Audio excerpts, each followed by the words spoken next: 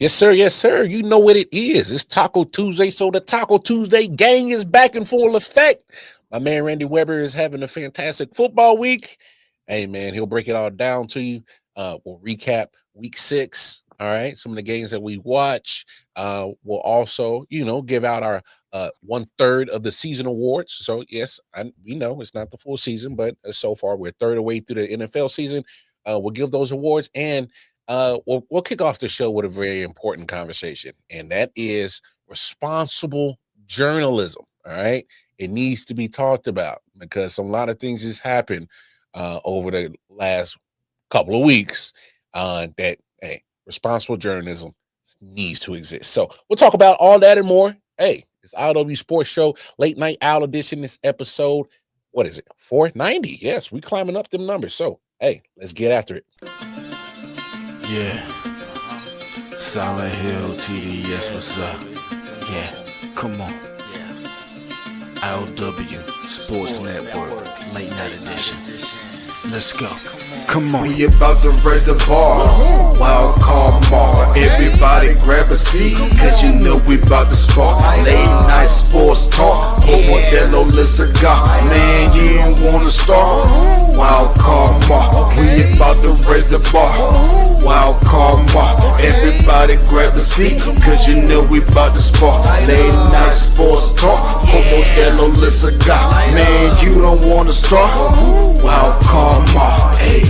L Boogie with the hot flame, ashtray full of top names, little tree for your membrane. This the 9-hour time frame. I just snatched up a 6-pack, got my hands on a lid pack, whipping up a little batch of snacks. Yeah, man, I think I'm all set. Late night, can't sleep.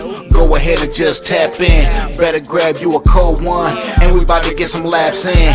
Wild card on the microphone, he'll hit you with a couple flurries. Y'all need to just strap in for some entertainment sports commentary. We about to raise the bar. Wild card bar. Everybody grab a seat, cause you know we about to spark. Late night sports talk. Modelo Le Cigar. Man, you don't wanna start. Wild card bar. We about to raise the bar. Wild card bar. Yes, sir. Yes, sir. Yes, sir. You know what it is. It's Taco Tuesday. Yeah. Hey, you saw the headlines. Hey, we're going to talk a lot of NFL. We need to have a conversation on responsible journalism. But before we do all that, let's check in with my bro, man. Hey, Randy Weber, how you doing, man? We see the headline on your name tag. Explain that to the people real quick. Oh, how I'm doing. Well, first of all, y'all saw on Thursday. Y'all saw what kicked off this week. Y'all saw my New York Giants, Jackson Dart, Cam Scatteroo, put the boot to ass BTA on the Eagles. Nobody expected it. Nobody, because y'all are haters. Vegas didn't expect it, and I cashed in on that shit. Nice. Right?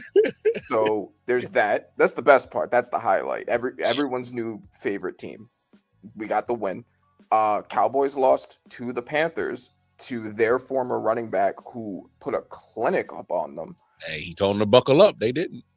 And then to finish the NFC East sweep, my two biggest dark horse ascension playoff picks, the two that didn't make it last year, who I thought were going to make it this year, two of my three, both won against conference championship game appearing teams on Monday night. Bears beat the Commanders and the Falcons beat the Bills. So I'm doing good. Certified ball knower in the building.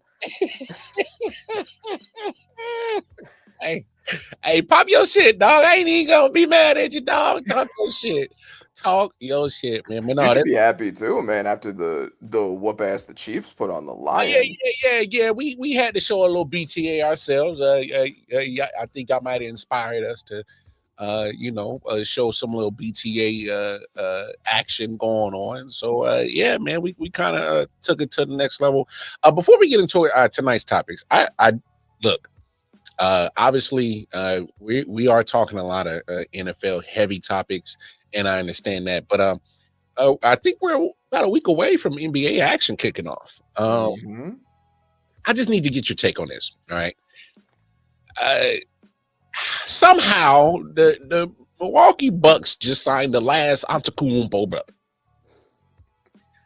Just give me a take on that, because I got to hear what you got to say, because to me, I thought that was crazy. I don't want to blow it up and make it seem like it's a lot, but because I don't think he's gonna, if he does even make it the roster or even plays, I'm not sure. Talk to the people, man. What's going on in Milwaukee? What's up with all Antetokounmpo brothers on the same team? I mean, it's obviously just a way to keep Giannis in the building. Like, it's Yeah, that's the idea. They're hoping that if they keep him happy, that they have some chance of winning something.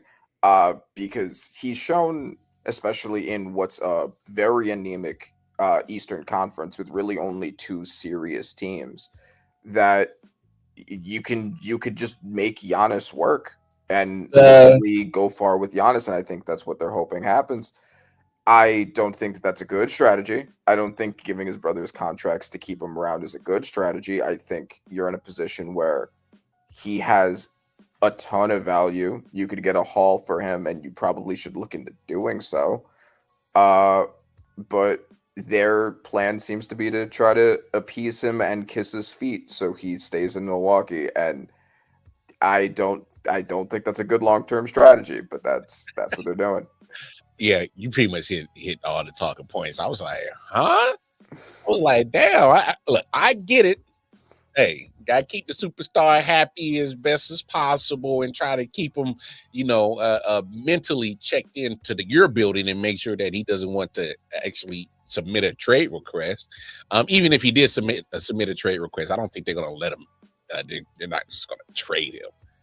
You have to absolutely offer them the most craziest return for them to come up off of Giannis. I just think they think too much of him, and I think the Bucks organization probably don't see themselves without him. So I don't know if they even if they entertain a trade, it has to be crazy value that return that they want back. Yeah, it would have to, and I'm sure there are teams that are willing to do that or have the assets to do that. I mean, you have a team like OKC that has an insane amount of assets and depth where they could give a haul of picks and players that would still keep the team really good for when Giannis comes and completes it. I don't think they're going to do that, but they could. I mean, I've put the Spurs as a possible landing zone to put him next to Wemby and Fox and Castle. But I don't think they have the trade value to make it worth it. I mean, you can depreciate it a little bit by pointing to his age. Although him being 30, I think he's like exactly 30. Yeah. That's not crazy, right? Like he has the insane physical gifts. He hasn't shown any decline. Yeah. But you could try to depreciate it a little bit by like being like, okay, but how long are you going to have him? Like how long is your window with him, Yeah. But you're going to have to give up a haul even if you try doing that with them. Yeah. And especially if I do like that OKC take. I think I might had a similar take to that, just because it's like, hey, when you got and I get it, they did they re-signed at least a trio this past summer, so I understand, but still, nothing's never concrete in the NBA. That's all I'm saying. So that's true, and I wouldn't if I was in the OKC head office. I don't think I would blow up a team that just won the championship to make another team that might win a championship. But for star power's sake, ticket's sake, maybe they would consider doing that, and they're in the best position to do it if someone were to, if they wanted to. Big facts. I just wanted to get your take on that, because I'm like, oh man, come on, what? Really? This is what we do? Like, it was one thing to ask for Thanasis back, and knowing that he's not going to contribute anything. I don't even know if he's going to get any minutes. And then you get your other brother, Alex, who I forgot he was even good enough to even be in the league. But that's a good row of names: Giannis, Giannis, and Alex.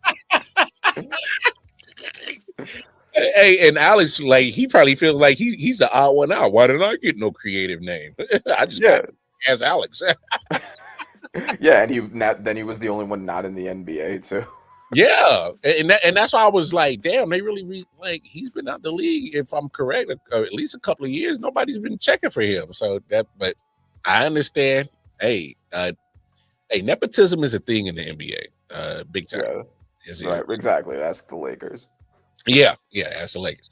But I just wanted to get your take on that because I saw that come by my feed. But look, we got to have a real conversation, and it's about responsible journalism.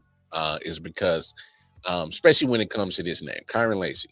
Everybody knows what that name signifies.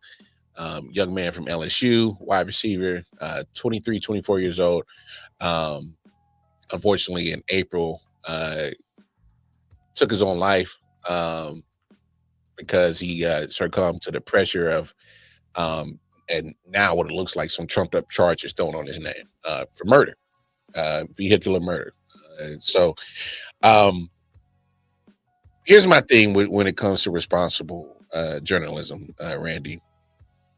In 2025, obviously, social media is a big thing. Obviously, we use it.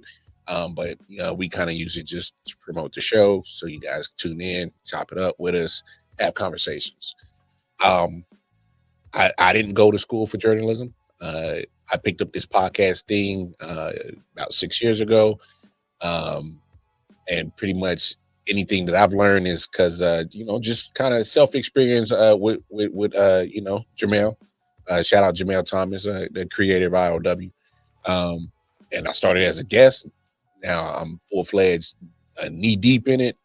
So I will never call myself a journalist. I don't want to be. I'm a content creator. Just 'cause I love creating conversations about certain things that I love. But what gets me, Randy, is when you got those who actually went to journalism, went to school for journalism, got a degree for journalism, went in debt to be a journalist. All right. And have a full-time job that pays them handsomely to be a journalist. And in today's age, I'm seeing too often is too much of let me report the story and then I'll just apologize or correct myself if I said something wrong.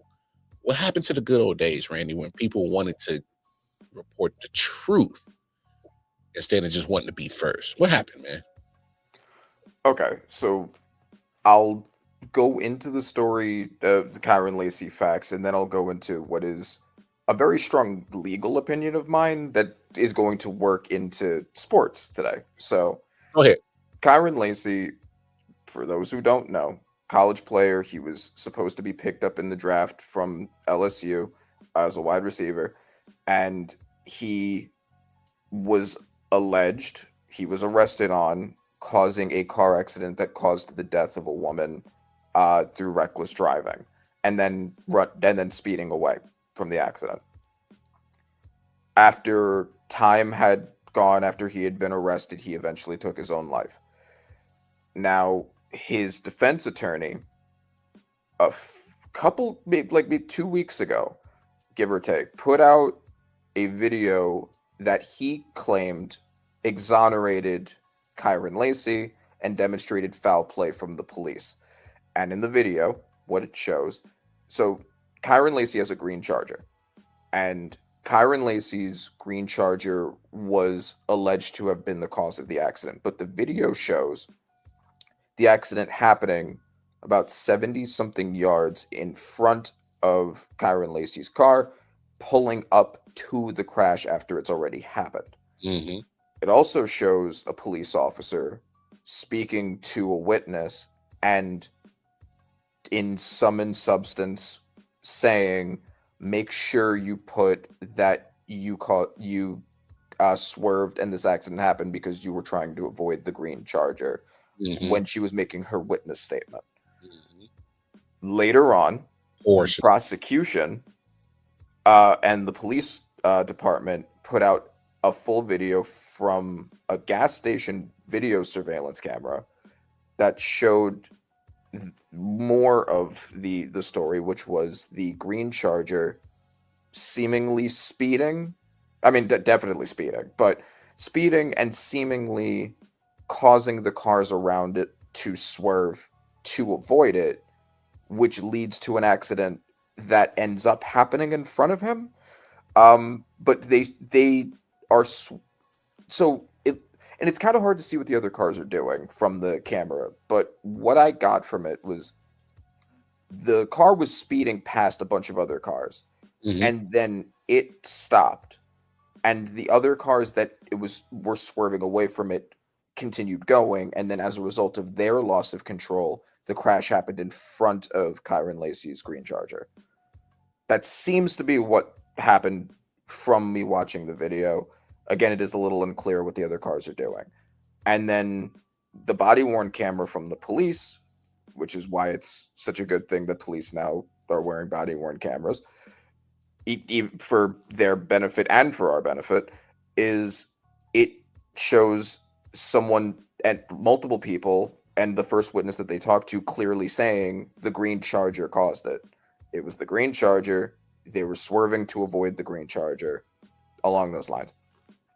Now, when I first saw the defense's video of the police officer talking to the woman, it looked really bad.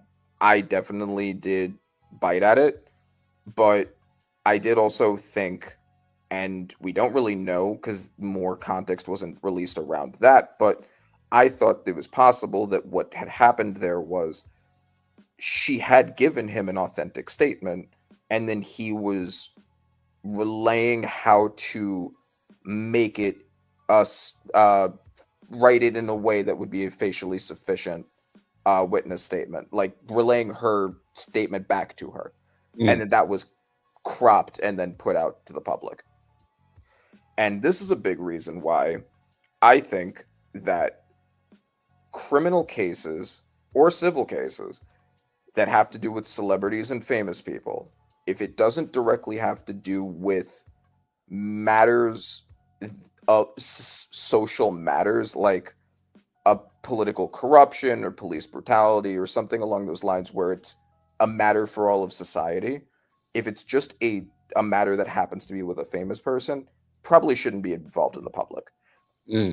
I think that the way in which, and it's basically unavoidable to some extent, and the defense lawyer is doing what he's doing, and he's stirring the environment to get a favorable perception of his client, well, former client, and that we're legally always entitled to an impartial jury. That can be grounds for just terminating an entire trial and doing a retrial.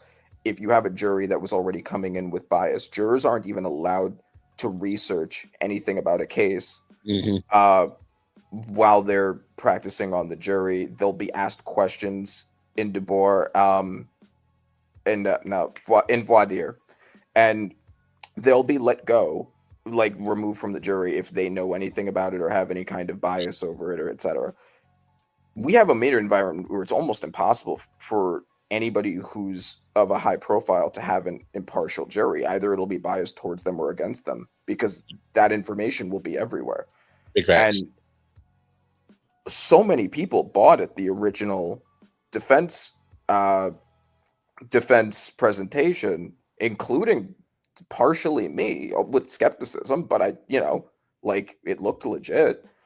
And this is why I think it's really important also for people who don't know all of the facts to recognize they don't know all of the facts and don't make strong opinions of situations they weren't there from that lead into legal bias.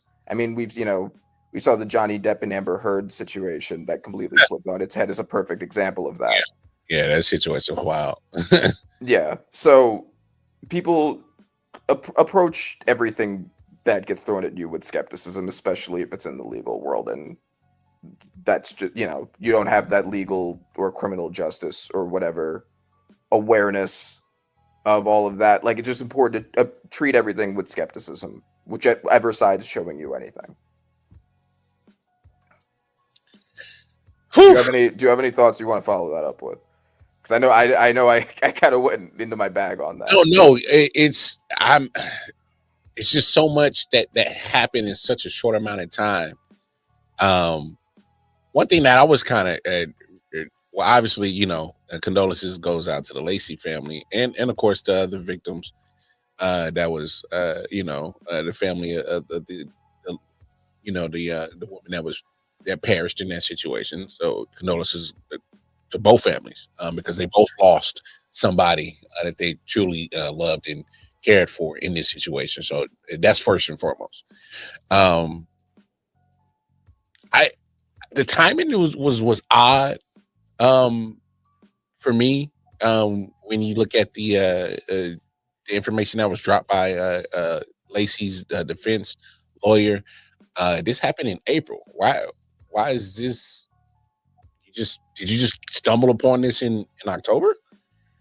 And like, I just thought the timing was odd. And you can correct me if I'm wrong, because obviously you're more into the knowledgeable about the legal side than I am. I just find that timing was very odd. Like, no, I totally agree. Yes, I think it was odd. I think it was odd for a couple of reasons. I think it was odd because there was that whole time between him getting arrested and him taking his own life where you probably would have had access to this. I mean, everything.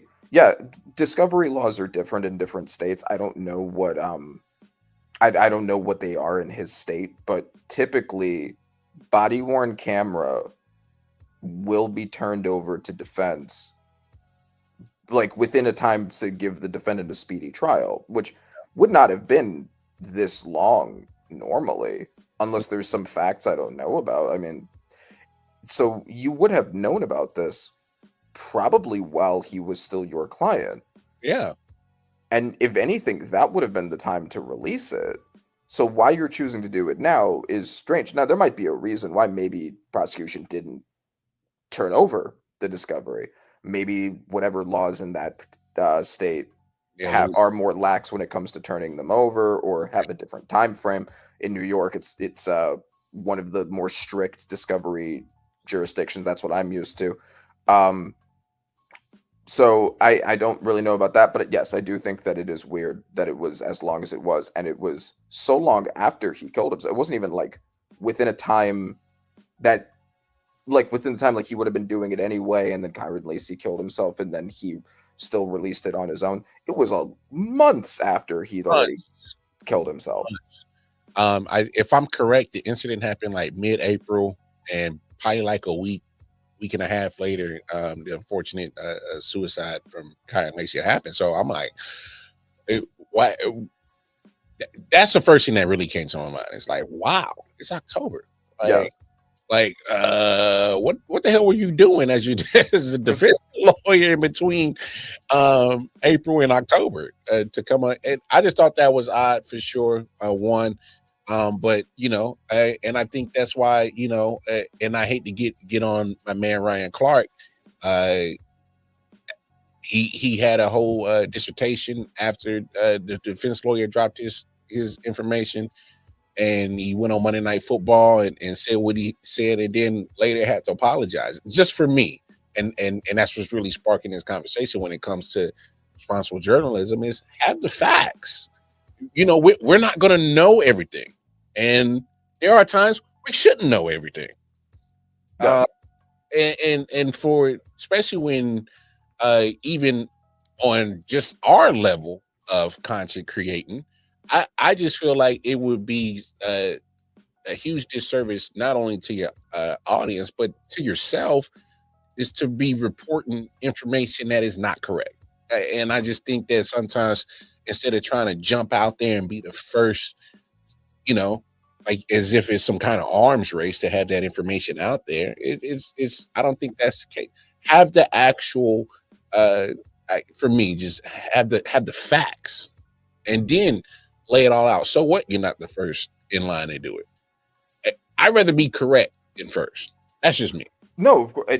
I mean, I totally agree. It's incredibly irresponsible. Like the thing that I want to hammer home is that it's really important for people to not overreact to what they think they know about a particular fact pattern. People's freedom is literally on the line. Like we didn't end up getting a trial, but even if we had gotten a trial, you're getting spins of information. You're only getting stuff that was found or it was discoverable, things may have been not allowed to come into court, and then we never would have known. But that may have actually been a deciding factor in who was right.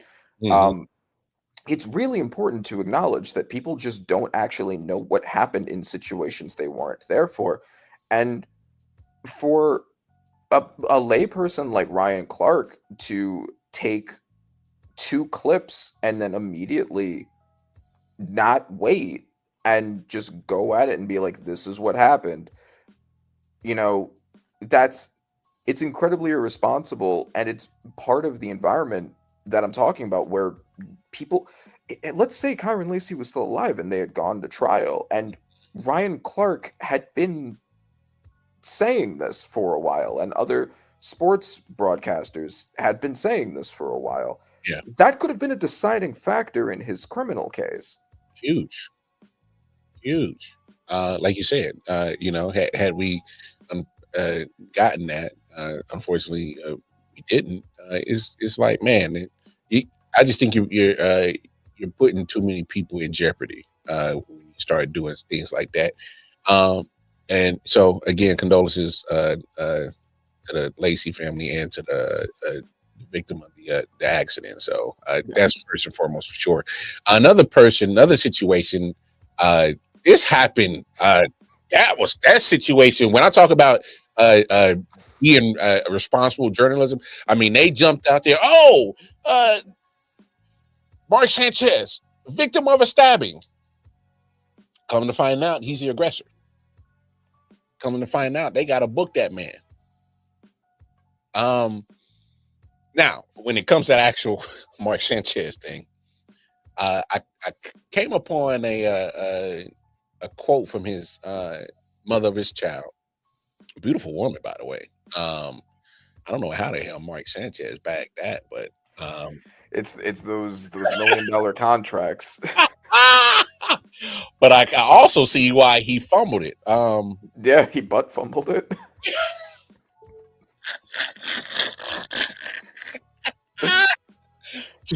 I see what you did there. But no, he literally, and as I try to find it, she wasn't surprised of his behavior, of his drunken, orderly, lewd behavior. Wasn't surprised. And to me, that's saying a lot more about him. The fact that he fumbled that beautiful bag, and I don't know her name, so I apologize. And the fact that she wasn't surprised that he has this type of behavior, but also Aqib Talib kind of put me on game. He says,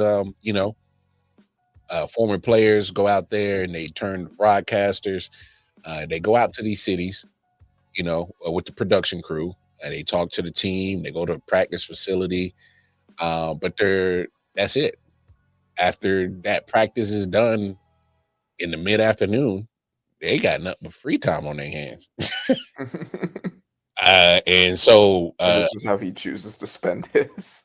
Well, and Aqib Talib, he kept it real. He was like, "Hey, man, I'm not going to talk bad about Mark. It's because I understand. Because I've might have indulged in alcohol a little bit too much when I was covering games and whatnot, and blase. Obviously, I didn't take it to the level that Mark Sanchez did, and I'm paraphrasing what Aqib Talib says, but he says, it leaves the opportunity to get in trouble there because there's a lot of downtime. Look, I just think this is a character thing with Mark Sanchez, and obviously his mother of his child kind of alluded to that that he has kind of character issues, and especially when you got people like Adam Schefter who kind of made it seem like, oh, he's a victim, and again didn't know all the information. He jumped out there, and other outlets jumped out there. Oh, prayers up to Mark. Hope he's all right. Hope he's good. What do you think about this situation, man? Because it was such a crazy, like, in the span of like 5-6 hours where the story went from praying for Mark to, hey man, what's wrong with this motherfucker? I mean, it's the same sentiments, and especially in this case is there is going to be a trial probably, and I mean, undoubtedly, and the guy who stabbed Mark is going to be a defendant, and his defense is going to be self-defense. So with the media running the way that it is right now, originally you would have had a jury of people who probably would have not bought it, and now you have a jury of people who will buy it.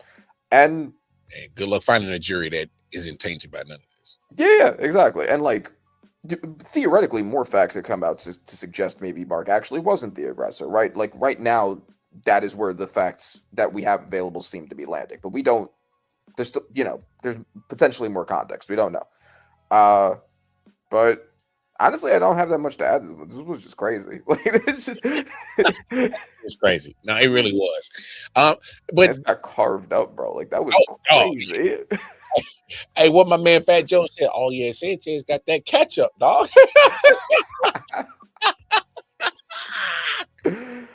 But a lot of this reminds me, and quick story. I was literally doing a late night show when the news broke of Deshaun Watson situation. And the first thing I said is, whoa, this is breaking news, blase, blase. I related to whoever was watching.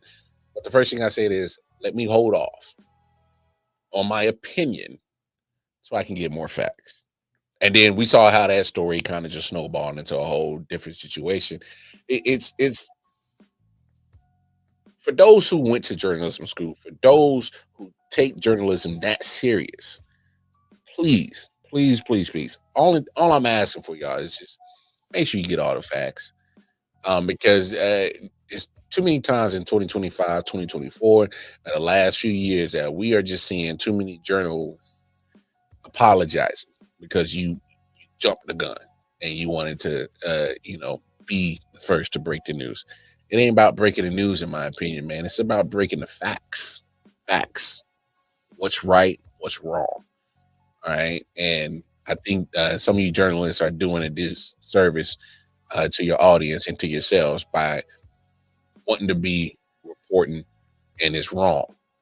And you didn't even come close to reporting what was right. Mm-hmm. You're just getting initial information. There's no way you can have a true story on just based off just the initial information. There's so much that goes into every situation, and especially with athletes, obviously, they're on a different pedestal. They're not going to be like you and me. The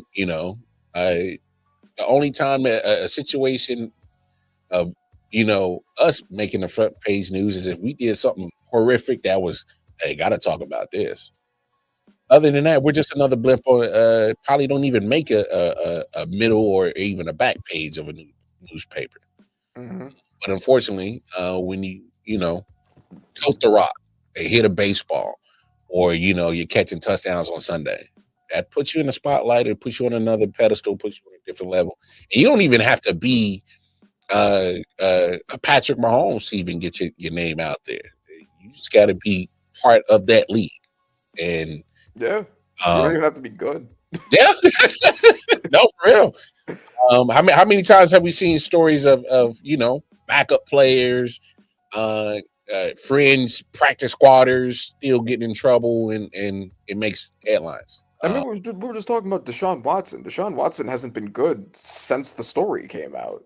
Yeah, and we still talk. He's still famous more for being a sexual predator than for being a football player almost at this point. Yeah, at this point. So Mark Sanchez wasn't good. Mark Sanchez's most notable thing was the butt fumble. I know that he made it to the AFC Championship game and like had playoff runs. Like I know, but but the thing we remember is the butt fumble for a reason. Nah, no doubt. Yeah. It's crazy, man. But let's get on to some more lighter and brighter and more fun things to talk about. Oh yeah, let's take it to Thursday. Yeah, Hey, let's kick it off right there. Week 6. What's wrong with the Eagles, man? And obviously, I understand that you're a Giants fan and you were happy that they gave the BTA and gave a beatdown. But what's really going on with Philly? I mean, I don't know about you, but when Zadarius Smith just out of nowhere retired yesterday after he's been asking to get a job, been waiting to get a job, he goes to the Eagles, and you think, oh man, this guy has a chance to win a Super Bowl, and he's like, nah, man, I'm good, I'm out. To me, I think that speaks volumes because I think he's seeing something in the building. He's like, yo, I'd rather just hang it up, bro. I'm good. Yeah. I don't know if you got that same sense, but for me, a guy that was begging for a job. Well, I don't want to say he was begging for a job, but wanting a job, wanting to get signed, and sat on the sideline all the way up to about mid-September, and then all of a sudden he signs with a Super Bowl contender, and you decide a few weeks later, nah, I'm good.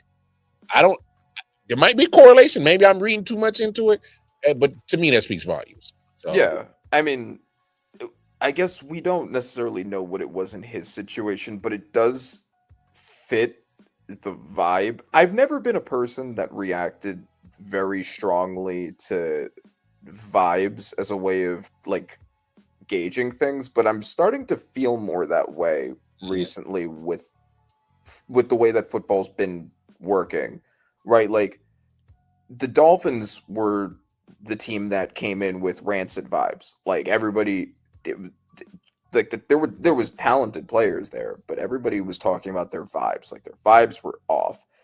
Giants with Jackson Dart had very positive vibes. They had very negative vibes with Russ, and so that does seem to have been playing a role in their wins. You know, even despite expectations, the Eagles have bad vibes right now. You know, AJ Brown being upset because he's not getting enough targets. Yeah. Their fan base, even when they were winning, like they had 4 wins in a row, but they were off. They were all off in some way. Like it was either because of luck, because of a mistake the other team made. It was a crazy comeback or an almost blown lead. They were good in the first half and bad in the second, or vice versa. They won, and they won against good teams, but something always like felt off.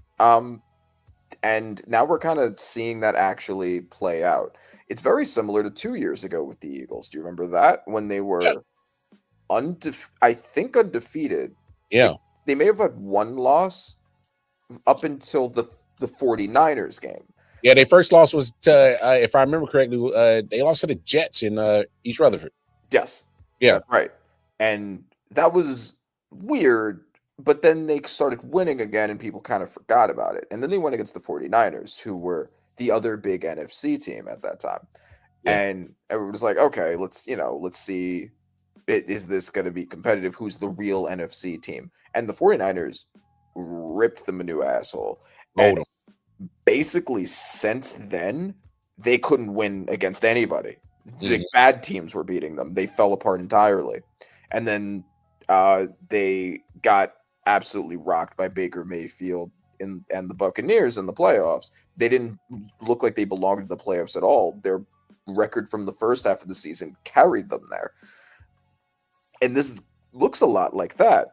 And so why is that? Well, the offensive coordinator is the thing that most of the Eagles fans are pointing to. They're saying, like, it's because of the offensive coordinating. They're, he's trying to appease AJ Brown by giving him targets instead of doing what worked last year, which was doing a lot of running, which, we've criticized Jalen Hurts before. It says a lot about him that when you're asking him to pass a lot, all of a sudden the offense looks a lot worse. Saquon looks like a shell of himself. In comparison, Cam Skattebo has been significantly outperforming him behind what's a worse offensive line, even at its best. Yeah. And so a few things are, the offensive coordinating has definitely been a problem for sure. It hasn't been good. Yeah. Kevin Patullo's on the hot seat. I don't care what nobody say. Yeah. AJ Brown's attitude has probably not been helping, but I don't think it's the biggest thing. I think it's that the offensive line has still been good, but they lost Mekhi Becton in the offseason. There have been some injuries there. It hasn't been dominant. And I think that the team lives or dies with that offensive line. And if it's not an absolute fortress, they're not good. And I've pointed to, in my Saquon hater manifesto, I pointed to Saquon hater manifesto is wild. I've pointed to some key facts. Okay. Eagles, the 2 years before getting Saquon, when they're still in their like dominant offensive line era, they had Miles Sanders, DeAndre Swift. Miles Sanders rushed for 1,200 yards behind that offensive line. Then when he went to the Panthers, he rushed for about 400.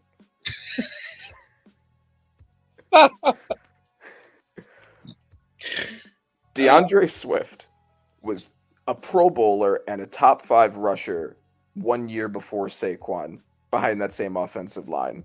And then he went to the Bears, and the entire city of Chicago wanted him set on fire. Like they wanted him fired out of a cannon. They were done with that man behind a bad offensive line. Oh, yeah, it was bad though. Saquon rushed behind the best offensive line in the NFL by far, a historically dominant offensive line. Lane Johnson led the NFL in run block wins last year.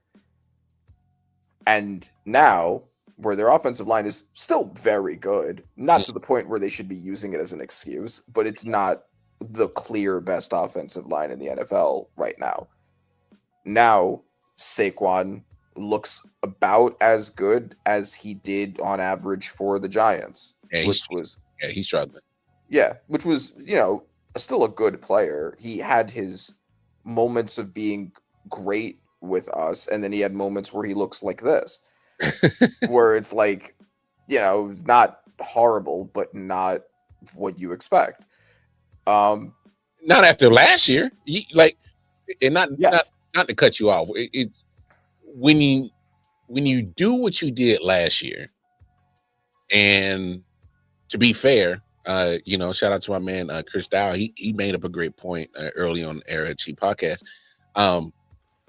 They struggled with the passing game last year, but a lot of it got masked because Saquon was having like a historic season. Yes. So what's exactly? Yeah, and I think that's a really under talked about part of why he had such a historic season, and also the fact that they had the least passing attempts of any team in the NFL. They absolutely masked Jalen Hurts' weakness, which is passing, and they just had him and Saquon run, and that worked. Also, they had the best defense in the NFL last year. Now they don't. Shout out, man. Yeah. Even in week 1, their defense, we had talked about it when they played against the Cowboys. Like, Dak really lit up their defense. They should have lost that game. Yeah, they should. If CD had caught any one of those 3 passes he dropped, they would have won that game. And that was already a sign of a problem there. Yeah. The defense did not look as good as it did, despite the talent on it. And I know that they're going to bitch and cry because they didn't have Jalen Carter and they didn't have Quinyon Mitchell. And I get it, those significant injuries. Yeah. But a rookie quarterback in his 3rd NFL regular season start, carved you up with a rookie running back. Cooked you. Wan'Dale Robinson. Man. Jalen Hyatt. And off of the practice squad, little Jordan Humphrey. I don't want to hear it. And a worse offensive line than you had. So I really don't want to hear it. Well, so that's a big part of it. But the biggest part of it is Jalen Hurts. The biggest part of it is Jalen Hurts. He's not that good at quarterback. He's a fine game manager. He's Brock Purdy, basically. He's a fine game manager if you give him stuff to work with. But if your defense is giving up so much points that he has to play more aggressively as a passer to make up for it, he can't do that. If he doesn't have Saquon to use as a dual threat scheming option to force defenders to pay attention to Saquon. Hurts can't take advantage in the way that he was able to last year. If he doesn't have a dominant offensive line, he will make mistakes. I mean, the interception he threw to Cordell Flott, and also, by the way, I want Cordell Flott to be CB2. I've been saying this. He's been performing better than Deonte Banks. I get that we used a first-round pick on Deonte Banks. Yes. Cordell Flott has been better in pass coverage. I think that he's been very underrated, and he ran that route for fewer Devontae. chances. He ran that route for Devontae. He ran better than Devontae, if I'm being honest. Yeah, he did. Now I hear everything that you're saying about Jalen Hurts, and here's my thing about Jalen Hurts. And here's what scares me about quarterbacks that went to Alabama or Ohio State. Here's what scares me about them. You're going to be part of a very highly talented squad. All right. You're going to have all Americans all around you. All right. And it's almost and I'm just playing devil's advocate right now. Because when you have those guys that are playing at Alabama or Ohio State, especially quarterbacks, everything's plush.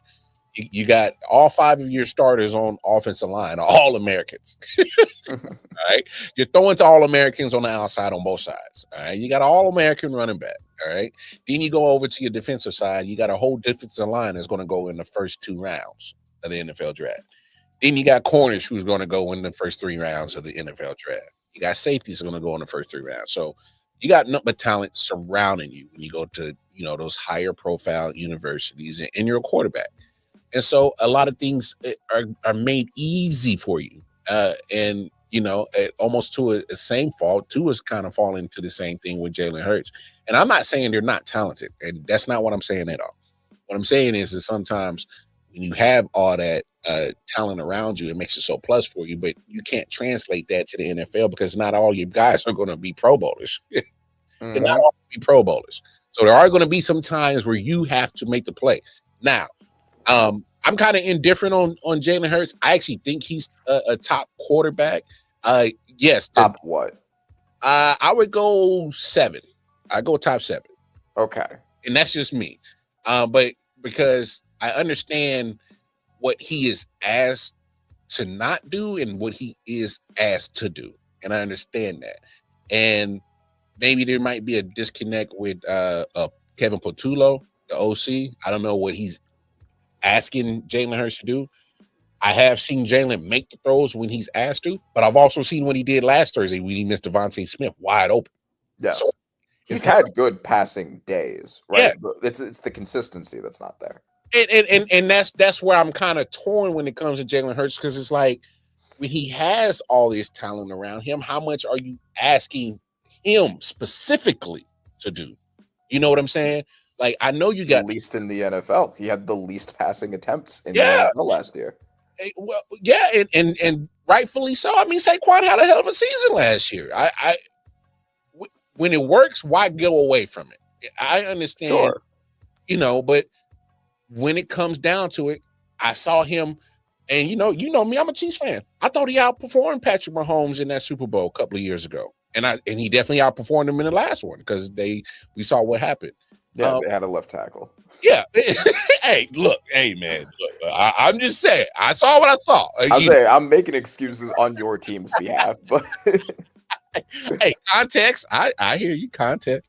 Mm-hmm. I mean, it's and that's just kind of and so when I and I'm not speaking of specifically about you, but there's a lot of people out here that really think that Jalen Hurts is just a bum, and there's times where he does some things where I'm like, all right, you might have a case. But then there's times where I'm like, hey, I think it still takes a special talent to manage a roster like the Eagles when you got talent everywhere. You know what I'm saying? I don't think you can just – I think it's easy for us to say, oh, man, I could plug any quarterback in that Eagles roster and they'll probably come up with the same result. And Tanner McKee almost kind of made that point in the So I just think that it takes a lot more to manage a lot of talent. Like reason why I think so. For instance, I know it's kind of off subject, but the reason why I think Phil Jackson is the greatest coach of all time because it takes a special person to manage the rosters that he had. It takes a special person to walk away with 10 championships with the rosters that he was coaching. I don't think you just insert any coach on a bench with the 2000, 2001, 2002 Lakers. I don't think you just put anybody on that bench. I don't think you just put anybody in that coaching position for the 90s Bulls. I don't think that you can just do that. I think you got to have somebody that can still manage not only the X's and O's, but egos. Yeah, I mean, he got more out of Shaq than any of the coaches Shaq had before or after. Yeah. Like, So he got him into shape. He got an MVP year out of him. And so for me, I think I guess I'm giving more credit to Jalen is the mental. It's because I think that he's not going to be quick to buy into the bull. He probably saw what AJ said. Oh, it wasn't no meeting. He probably like, all right, whatever, bro. Okay. I don't disagree with everything you said. I think that Jalen Hurts is not. I do not think he's a bad quarterback, and I'll make that clear. I do not think that he should be a backup in the league. Worst in the league, trust. A lot worse in this league. So. Yes. No. I don't think that he should be a backup in the NFL. I don't think they'd be better off with a backup quarterback. I mean, we've seen them with like Gardner Minshew or like whoever else. And it is obviously different, right? Like it's not as good. I don't think he's a bad quarterback. I would put him somewhere in the top 10. Where in the top 10, I'm not really sure. Definitely the bottom half of the top 10, but I'm not 100% sure where. It's just if you do think about it, the conversation is almost the exact same with Brock Purdy. Wherever you rank Brock Purdy is about where you should rank Jalen Hurts, give or take, because they are very similar. Not necessarily in play style, but in strengths and weaknesses. Obviously Hurts is a rusher, Purdy's not as much, but like you get what I'm saying. Like the comparisons, like you fit them into a good system, they work there. I think that if you took Jalen Hurts and you swapped him with Joe Burrow and put him on the Bengals, that team would fall apart because he would have to be everything there. Like it would be entirely based off his passing game with the only two other good players, both being pass catchers. And Trey Hendrickson, but like on offense. I don't think that he could do that. I don't think that he could run the Bills offense. I don't think that with just James Cook and otherwise that'd be tough. Khalil Shakir in them, I don't think that he'd be able to do that. Even if the offensive line is good. So but if you took Joe Burrow or Josh Allen and put them in the Eagles system, they'd be a dynasty. It's just a matter of he has strengths. He's a good rusher. He's smart. He knows when to play conservatively. He has good field IQ, but he is not a very good passer. His completion percentage for passes over 10 yards this season is like in the 30s, which is really bad. It's not good. Yeah. I mean, he's shown basically he can be quite literally, and I know it's mostly used as a pejorative, but it's not inherently a terrible thing. He's a game manager. He's good at managing a game, but he cannot be a hero. He's not going to save you. And that's just where he's at. And right now the team is in a position where the defense isn't elite anymore. Saquon's not elite anymore. The offensive line isn't elite anymore. AJ Brown is bitching and crying, and he would have to be the hero to make it work, and he can't do that. Yeah, the good thing for the Eagles is it's only we're going into week 7, so they still got time to fix it if they 4-2 now. It'll help when he doesn't have Brian Burns all up on his ass like he did on Thursday, Yeah. Let's go around the league. Are you sold on the Patriots yet? No, but I think that they were going to make the playoffs, and I think that they're a solid team. But I do have any team can beat any team once. I think that people are overreacting to the fact that, and he did have a very good game. He did. He did have a very good game. You can't take that away from that, and he beat like a real serious team. We did see that real serious team lose again.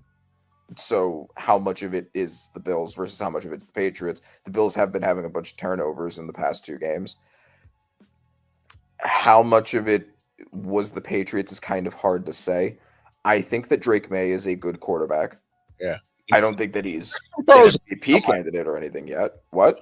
No. I'm not going that far with him, but I will say that there's been a couple of throws over against Buffalo and against New Orleans. I'm like, yeah, he's got a lot of talent. He's a good quarterback. He's got a lot of talent. I like Mike Vrabel as a coach for the most part. I am absolutely baffled by the decision to keep Ramondre Stevenson out there when they used the 2nd-round pick on Travion Henderson, and Stevenson's leading the NFL in fumbles.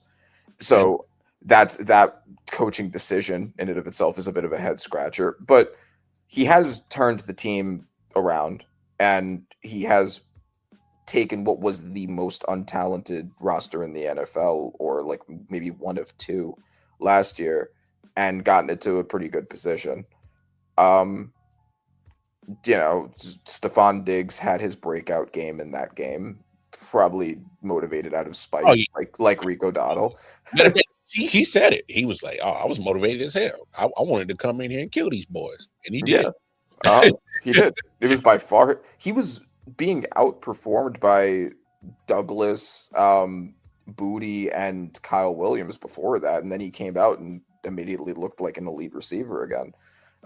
That's what spite will do to you. Because he was showing out in Buffalo. Yeah, that game, I was like, "Oh, Stephon Diggs is in this bag tonight. He really want to hurt y'all." mm-hmm. So I think they had a great game, but I'm not sold on them yet. They have a cupcake schedule, and they should make the playoffs. Whether they'll win a playoff game is a whole other story. I still don't think the roster is that talented, and I think that's my biggest reason for not believing in it.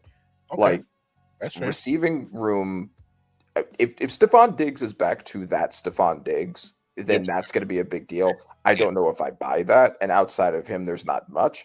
The running back game is still horrendous, and if Travion Henderson is somehow worse than Stevenson has been, that's not going to be helpful. The tackle duo has been good, and the offensive line has been better, but I wouldn't say the offensive line is good yet. And the defense has been solid, but it feels like a very middle-of-the-pack team. Yeah. It feels like a team that got a really good win against the Bills. But outside of that, I mean, look at the other teams that they beat. Like, they beat up on the Panthers, and people were saying that was a big deal. I think they're a middle-of-the-pack team with a good emerging quarterback that they're going to need to build around. Maybe a year or 2, they'll be a serious threat, but I don't buy them with this current roster yet. That's fair. Me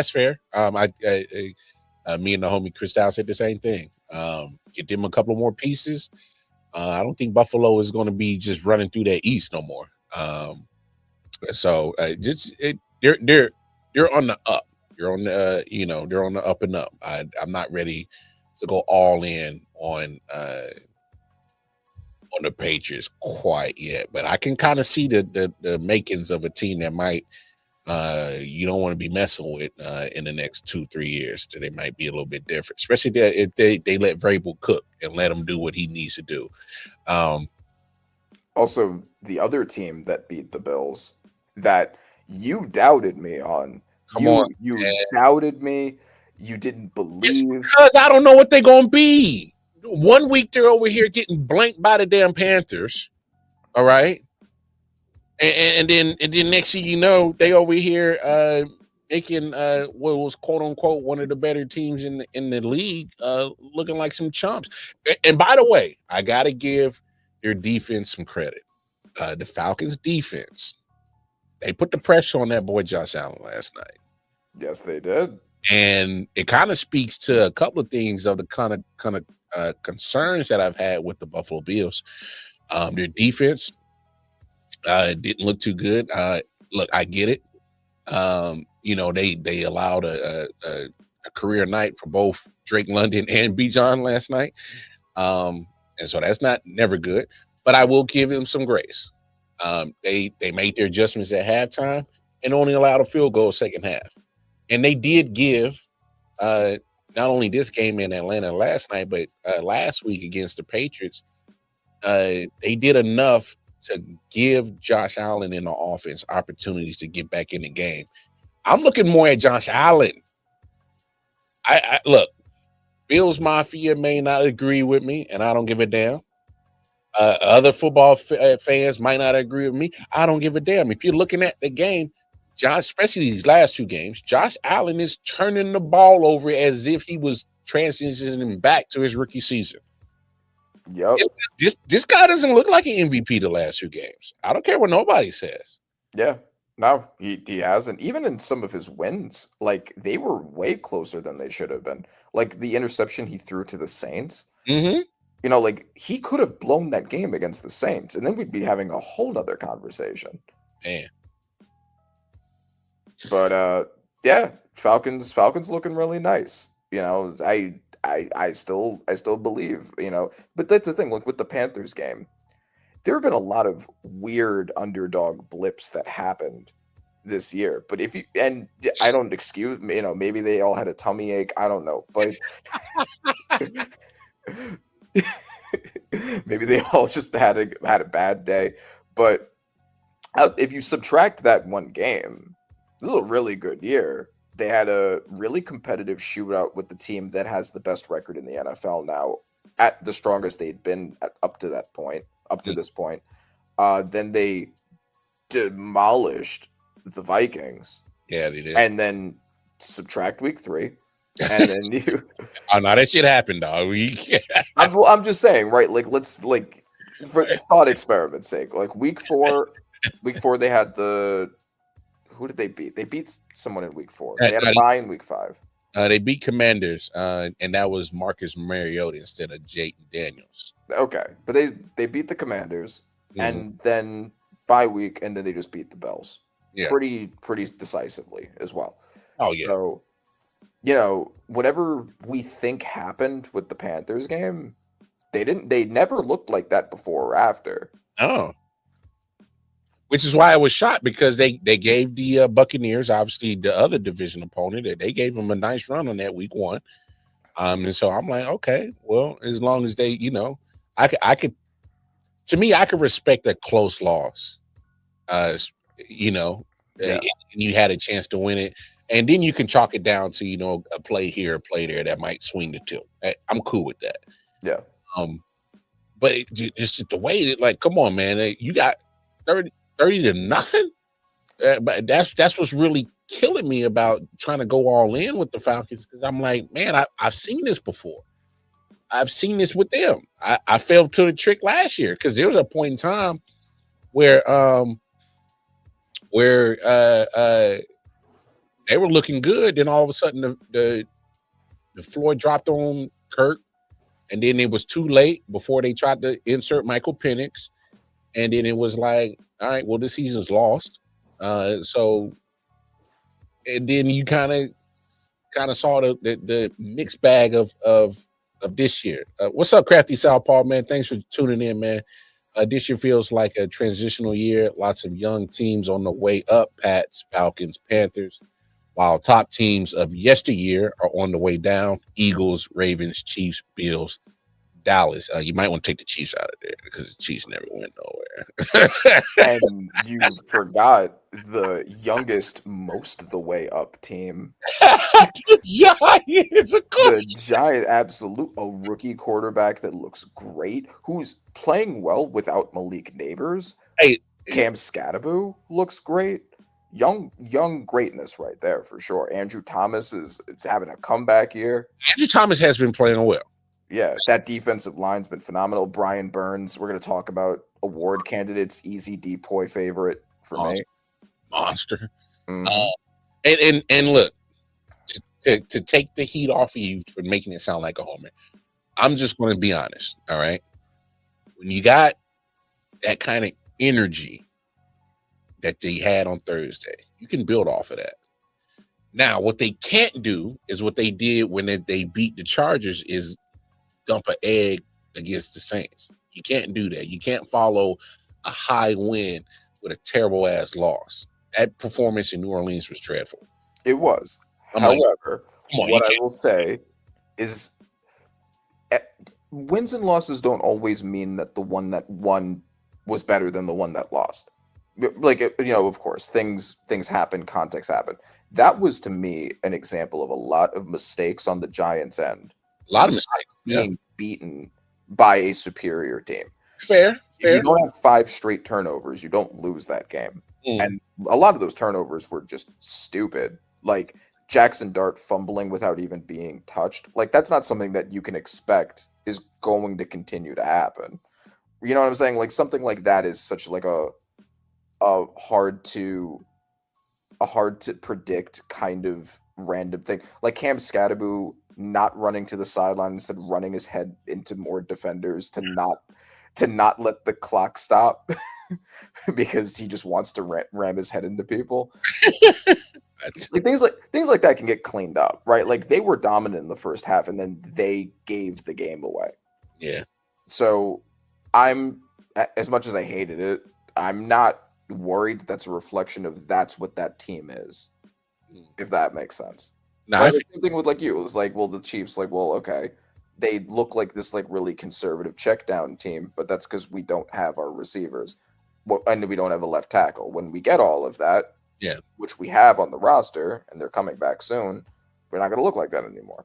Yeah. So it's easy to project positively if you can look at it and be like, this is something within our control that caused this. Fair. Citizens of London, we owe y'all a huge apology that y'all had to bear witness to that bullshit of Jets and Broncos. That was I couldn't watch it. I was like, oh, I woke up early for this shit. I said, I'm going back to bed, man. Yeah, no, that was rough. And people also are giving me a lot of shit because I still don't fully believe in the Broncos, even though they have a good record. And like, no, Randy, I'm right there with you. Yeah, Bo Nix has looked pretty bad for a significant amount of this season. Very inconsistent this year. The defense. The defense sacked Justin Fields 9 times and forced them to negative passing yards, and they still barely won that game. I mean, that's sketch. I don't know why against a winless team. I don't know why people are giving you grief about not believing in the Broncos yet. Giving me grief for not believing. Well, you're justified in not Bo leaving because Bo don't know. All right, Bo don't know yet. And what's weird for me is, and this is what really why I've never been a fan of Sean Payton. For him to go out there and verbally chastise and verbally abuse Russell Wilson on the sideline publicly, but yet this is now 2 years in a row where I've seen Bo Nix literally undress you on the sideline, and you just sit there and take it. That was kind of odd. Yeah, that is surprising because it's not like that's not really reflective of Sean Payton, right? Like Sean Payton's personality is not the guy who gets pushed around by his players. If anything, it's been mostly the opposite. It's been his reputation. Like he's too much of a dick to his players, like with Russ. Yeah, but the thing is, Bo, what has Bo done to even warrant that he's thought that he was able to even do that? He did it his rookie season, where he was over there talking back to Sean, and he did it again earlier this season. And then when I look at your play, I'm like, the first thing that you should do is shut the hell up.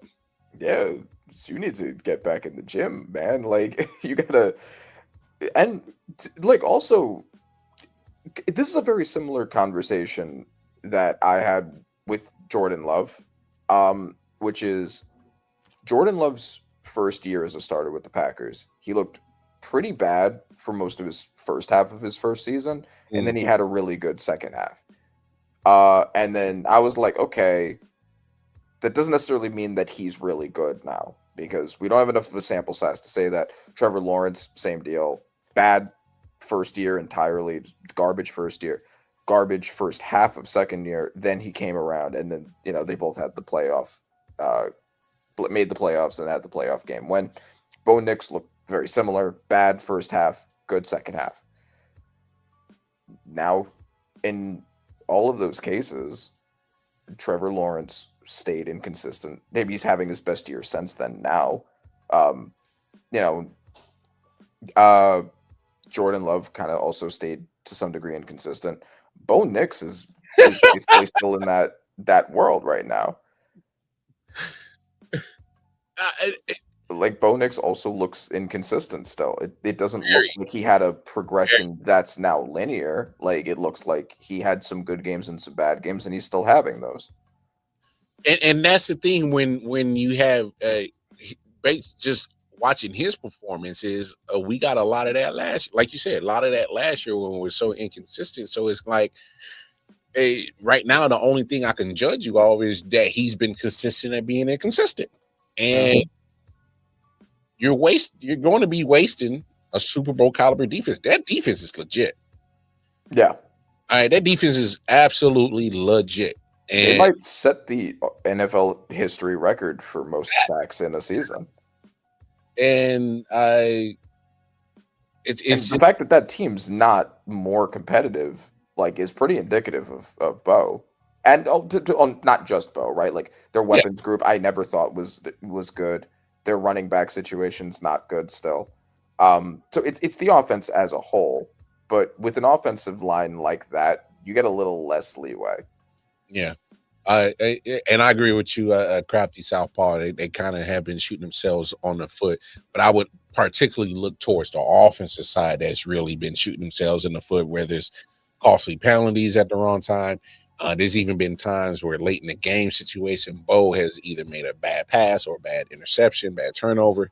And so that's just kind of like, I really don't like, at some point in time, you're going to have to need that offense to kick it in gear. I don't know where even when they played Cincinnati on that primetime game, Cincinnati was hanging around because Bo couldn't close the door on them. Would you consider that hanging around? I feel like that's a little generous to Cincinnati, but I get your point. I mean, special teams also gave up a game for them with a penalty. The Colts. Yeah. Oh, yeah. With leverage. I'm with you on the Broncos when it comes where, like, I need to see it more from the offense to get it in gear. So I when you said that, I'm like, nope, don't feel bad. Don't feel bad. Oh, I don't feel bad. Absolutely not. Damn the haters over there trying to give you flack. I'm like, and I think that's when sometimes when people just look at a record or look at a stat sheet, oh yeah, they're 4-2. Look, and this is not me being a homer. I still feel the same way about the Jaguars, even though they beat the team I root for. I still think they're a little bit fraudulent. All right. I think they're still a little bit fraudulent. And it shows as Seattle went into their building and their defense dominated. Right. And so look, I also chalk that loss up to, I think that the Chiefs made just too many damn mistakes and played sloppy. So they, to one of your takes earlier, I don't think that the Jaguars nearly went out there and took that game. That was more like the Chiefs did everything in their power to give you the game.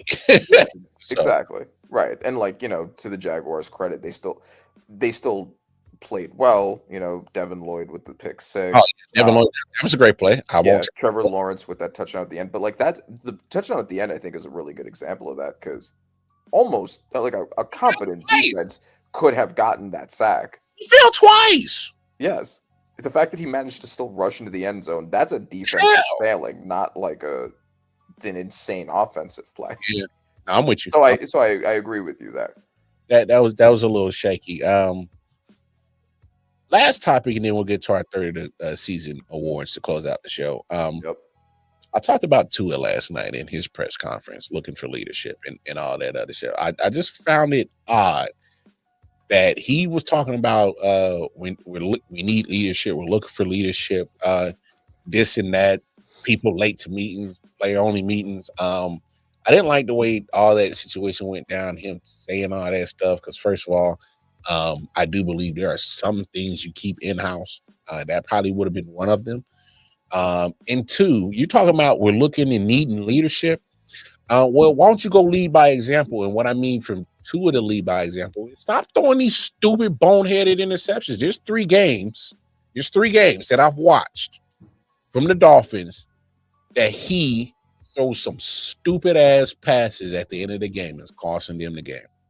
And I'm looking at him at this press conference and I'm like, we'll start with you. Look in the mirror, Tua. So what was your take after he opened his mouth at that press conference? I got a new nickname for him. Tua run the teammate over. That's yeah, no, I mean, I more or less it's like the quarterback getting out there and saying that we don't have leadership, we need leadership. Is like, bro, that's you. Like, what do you mean? Who else are you looking for? Yeah, bro, like you're the beer thief. Like you're you're the guy in the hot dog costume in that meme. It's just like we're gonna find the one who did this. Like, but that's you, bro. Yeah. And like yeah. McDaniels will be gone before Tua will. Crafty. Yes. McDaniel also, right? Like he also deserves blame for that as the head coach. Oh yeah, their job's the leader, without a doubt. What kind of coach are you building down there? For sure. But if you took imagine Josh Allen or Joe Burrow or Lamar Jackson or Patrick Mahomes or any of those kind of quarterbacks saying like we need leadership. Like if they're having like a bad year, which all of them have, by the way. They've all had bad periods. They've had bad years. They've had times where things have not been going well. None of them would get up and say, we need leadership, because everybody knows they're the leaders of their teams, right? Like even when things aren't well, people usually aren't like, well, that's your fault individually, because they are doing their part almost always. Even when they lose, they're doing their part. Tua getting up there and saying, and also the thing from earlier in the season where he was like, I can't do all the stuff Josh Allen can do. It was just like, bro, like, what are you doing here? Like, why are you telling us all this? Some do, but okay. Yeah, it's like, why don't you have any confidence in yourself? Like that's your job, man. Like they pay him almost the same amount that the Bills pay Josh Allen. It's like, why? If you don't want to be a leader. This is what I was saying. Like it's all just rancid vibes over there. Like nobody has any control of anything. And Tua needs to stop doing interviews, man. Like he's starting to become like the Will and Jada of the NFL. Like just stop talking. Hey, yo. Not every thought that you have needs to get to us, man. And it does. Well, he's not good at I don't say that. I don't think he's good at public speaking, and neither is Mike McDaniel. He needs to stop talking too. It's like every time he talks at I'm like, yeah, why are you still that coach at that team? Why? So I don't know. But let's get to these third of the season awards. Who would be your coach of the year right now? Okay. So for each of these categories, I have 5 names. And then what we can do is you'll tell me if you agree with those 5 names or not, and then we'll decide the winner. Sound good? I got you. All right. So for coach of the year, I have as my 5 main candidates, I have Dan Campbell, Shane Steichen, Kyle Shanahan, Mike McDonald, and Liam Cohen. I can rock with all 5 of those. Okay. Yeah. Right. I got no beef with any one of those. If I was to give you a winner, I'd probably roll with Shane Steichen. I would agree with that. No, actually, okay. I would go the strongest for me for Kyle Shanahan. Shane Steichen would probably be second. And I think that losing almost all of your main players, losing your quarterback and having to replace him with Mac Jones, losing George Kittle, Brandon Ayuk, Nick Bosa, now Fred Warner, and still having a 4-2 record. Oh, that's fair. That's fair. That's a fair take. Because and a bunch of rookies making up for all the people you lost in the offseason. Yeah. I joked about it on Friday night with Bobby G of the Audible podcast that we do on Friday. Kyle Shanahan is playing MacGyver right now. He's got all kind of duct tape and gorilla glue on that team, and somehow they're still 4-2. But you know what? I will also give him that credit is because this is almost like a yearly thing with him. Because the 49ers are often injured every year. And he still manages to, get the best out whoever is available. Now, here's the thing. You can get away with, no Kittle and some wide receivers, and I understand that. Now, Fred Warner, on the other hand,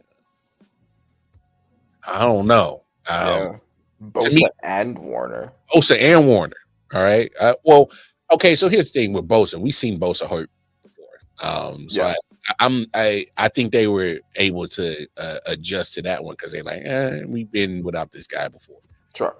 But Fred Warner, who's only missed one game leading up to that game this past Sunday. Yeah. And the impact that he does, like it was almost instant the moment that he was out that game and you saw that the defense just couldn't get aligned right. It was instant. It was almost similar to when remember when we were watching the Monday night game, Andrew Thomas was playing really well, and then they set him out for the rest of the game, and it was almost like instant. You're like, oh. Yep. It was almost the same effect where like Fred Warner went down on their injury and the defense they forgot how to play defense. And so this one now leading up to what happens after week 7 and so far on, I don't know. If he's able to still get this team still relatively above 500 and close to a wild card even, I can see go ahead and give him a coach of the year because that's going to take a masterful coaching job to get the San Francisco to that position. Yeah, I mean, also he basically proved to the world, you guys were right about Brock Purdy. You guys were right about Brock Purdy. I can more or less just take any piece of clay and make them work well as a quarterback. Because Mac Jones has arguably been better than Brock Purdy this year. I was ready to give up on Mac Jones. Obviously, he didn't work out in New England. He goes down to Jacksonville. I'm like, that's not going to work. And it's almost similar to, I don't want to say Sam Darnold, but almost. He gets around some good coaching like Kyle Shanahan, and I'm like, wait, this is the same Mac Jones? Oh. Yeah, it's the Kyle Shanahan effect. It's the reason why quarterbacks who work for him aren't given credit for being good quarterbacks. You know, you're a good coach when people look at your quarterbacks and be like, okay, but what would they look like if they were with anyone that's not you? Facts. But Shane Steichen also, I feel like from the narrative perspective, he probably is the favorite. With the Daniel Jones revival, I think what this does show is that people do believe that it's not Daniel Jones that the Giants were holding back. It's Shane Steichen just being a great coach. Yeah. And, I mean, like, undoubtedly, he deserves it. But honorable mentions, I saw the comment, I did think about Mike Vrabel. Mm-hmm. But, again, it's that Ramondre Stevenson decision that is holding me back from making that leap. He's leading the NFL in fumbles. Why is he still there? Mm. And also another honorable mention, Ben Johnson, who I only didn't include because their record's only 3-2 right now, and the other ones are higher. But he's on his way. I think because he was my prediction going into the year, and I think not with more games and the trajectory they're going into, like I think he's on his way to making a case for it. Yeah. What do you think about that? You agree? I don't hate that take at all. I just think he's gotten the most out of his players so far. Yep. And to my dismay, I look, and I'm glad you actually brought that up because I meant to give Caleb Williams his flowers on that performance last night. It wasn't all pretty, but down the stretch, when he needed to make the plays, he made them. And you know me, I haven't been the biggest fan of Caleb Williams, but I'm glad you brought it because I'm like, damn, I forgot to even mention that Caleb Williams actually had a solid, damn good game on primetime last. And honestly, had that been the Caleb Williams of last year, they would have lost that game. Mm-hmm. They would have lost that game. That was the O-line of last year too. Oh yeah, yeah. If it was the O-line of last year, it was the DeAndre Swift of last year, right? Like all of those things have improved significantly. So I still have faith that my prediction might land there. But all right. So what's the next award you want to go to? Because I also have one special award, but I could save that. Obviously, there's Coach of the Year. There's I.O.W, Defensive Rookie of the Year, Offensive Rookie of the Year. I think Offensive Rookie of the Year, I know he just got the injury, but we're just talking about the first third of the season. Is easily Emeka Egbuka. So I don't even think we need to really conversate on that one. Yes. My five here are Emeka Egbuka, Ashton Genty, Tyler Warren, Cam Scatabo, and Bill. I left Marion Hampton out because he's missing a month, and he's not going to have the volume to compete with any of those guys at that point. Jackson Dart missed 3 games to start, so yeah, I think that he's on his way to getting there. I think by the end of the year, he could make that case if the Giants look as good as they have looked. But he can't earn it for the time period we have access to. So right now it's Emeka Egbuka. I agree with that. Yeah. Now, I will also say I'm glad you put Ty Warren in there. He's been killing it not only as a receiving tight end, but have you been seeing the blocks he's been throwing? He's been getting his nose in there and been smacking some defenders upside their head, man, when it comes to his blocks. So, yeah, man, some good rookies for sure. But I think if we're just basing off the first 6 weeks, it's Emeka Egbuka, not even close. So it is interesting. I don't know if there's any reason for this. May just be a weird coincidence, but we've had 3 years in a row where a rookie tight end came in and put up historical numbers for a rookie tight end. There was Sam Laporta, and then there was Brock Bowers last year, and now him. I don't know if what that is just has to go with the competition for the tight end position. These are all premier tight end picks, but I don't know. Do you think there's a reason for that? I'm just going based off of the fact that you're talking about Sam Laporta, Brock Bowers, and Ty Warren, 3 very talented tight ends, and they're mismatches. They're too big for safeties and corners, and they're too fast for linebackers. And when you got that kind of athleticism from all 3 of those guys, it makes it hard. I mean, we just saw that catch that Sam Laporta made Sunday night. That was ridiculous. Yes. Had a safe draped all over him and came down and tap back in the end zone. Like, I had to tweet that. I said, "Oh my goodness, damn, Sam Laporta." I also think that what might be contributing to it is the shift towards tight ends. Tight ends didn't always get drafted as high as Brock Bowers and Tyler Warren got drafted. So that, just by the emphasis or the how good they've been or whatever, like, might have contributed to that. But also now that tight ends are being used much more as just straight up receivers than they ever have in the NFL, that might be contributing to them having higher numbers as well. They're big. They're just at this point, some of these offensive coordinators are being smart and saying, "Hey, let's get the mismatch and put them out wide, put them in the slot. Yep. Let's not just stand them like old school football and just put them at the end of a tackle and expect them to be just a blocker." So to be fair to your point, your bigger point, I just think the evolution of offensive coordinators being smart and finally realizing that, hey, I got the mismatch with a guys that's 6'6", 245 and can run a 4.5. I got an advantage, so let's just use it. So, right, like Brock Bowers was played in the slot, like as basically a slot receiver. Now you're taking a big body like that and putting him against slot corners who are on average smaller than regular corners. Man, you lucky to have a slot corner at the size of 6 foot. And that's rare. Mm-hmm.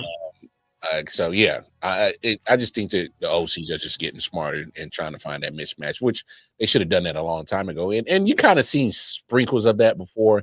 Obviously, Jeremy Shockey going back to his Giants days. Yes. Even Travis Kelce in Kansas, right? Who's been almost always like receiver priority. Yeah. Obviously Brock Bowers, even Darren Waller to a certain effect. Was kind of used as a pseudo wide receiver and smart, find a mismatch. Yeah. All right, cool. So yeah, Emeka Egbuka is definitely the favorite right now, but Cam Scadaboo or Jackson Dart can eclipse him. Defensive Rookie of the Year. Mm-hmm. My 5 names: Abdul Carter, of course, Carson Schwessinger, Cleveland. I like him. Yeah, Jahad Campbell.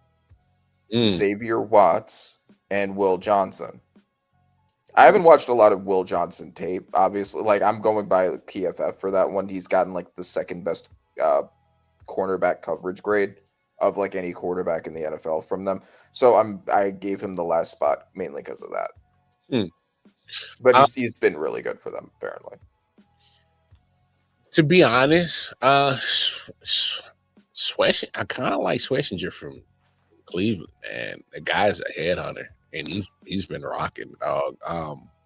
But I also don't want to fall victim to the fact that he's sitting there with Myles Garrett in front of him. That's causing havoc. It makes it a lot of things a lot easier for him. He just has to pretty much play cleanup. But I'm not trying to take nothing away from him. I think he's pretty damn good. But oh man, this was a toss up. Which way would you lean? Abdul Carter and. I'm not being a homer. The stats go to that. He's still currently the Las Vegas favorite. And he, between his combination of sacks, pressures, and QB hits, I mean, like, he's pretty high up on the QB hit chart. He had I think either the field goal or the punt deflection in week 1. He's been a monster with that Giants defensive line, and he's been statistically the best rookie defensive lineman up until this point. So I'm going with Abdul Carter. He also plays inside and outside. He plays Carson's position and he plays edge. Like, he's been basically being used the same way Micah Parsons was used, and he's been doing that to great effect. So Abdul Carter. I got no beef with it. I think all your candidates have made their impact. If you ask me. I'm sorry. Go ahead. No. I just think that all your nominees for the Defensive Rookie of the Year have played very well in the first 6 weeks. So, are you going with Carson Schwessinger then? Yeah, I'm gonna stick with Carson Schwessinger because he gives me an old school linebacker feel, man, and I love it.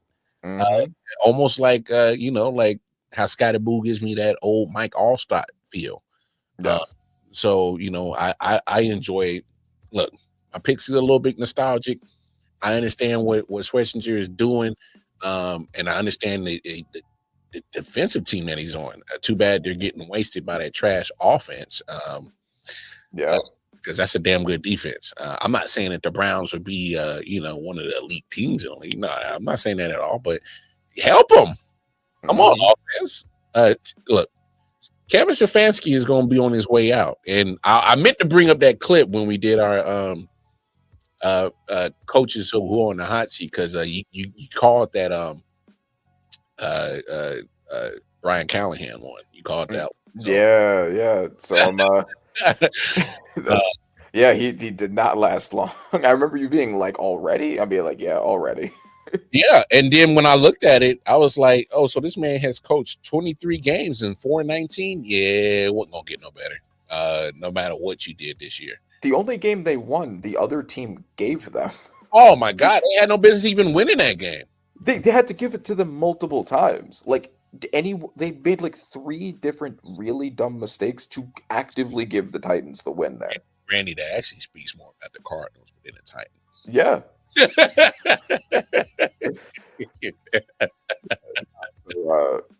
Yeah. All right. So, offensive player of the year. I have a bunch of honorable mentions for this, but I'll just give the 5 players, and then we'll talk about it and maybe see if you think one of them should have been swapped with anyone that I mentioned.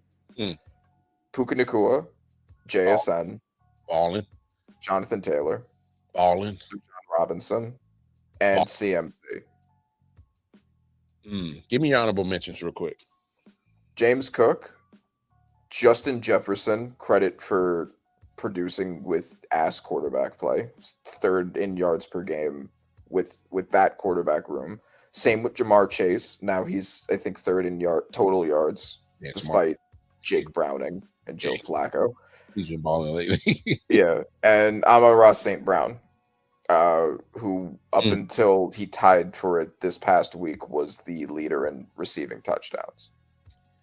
Yeah, you definitely can't take Puka out for the first 6 weeks. You definitely can't take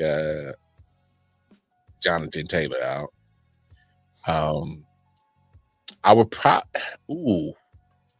I was gonna say swap out CMC for James Cook. And the only reason why I say that is because when you see that James Cook doesn't get the carries in Buffalo, you see what happened Monday night. At this point, I think James Cook should get no less than 25 carries a game. Yeah.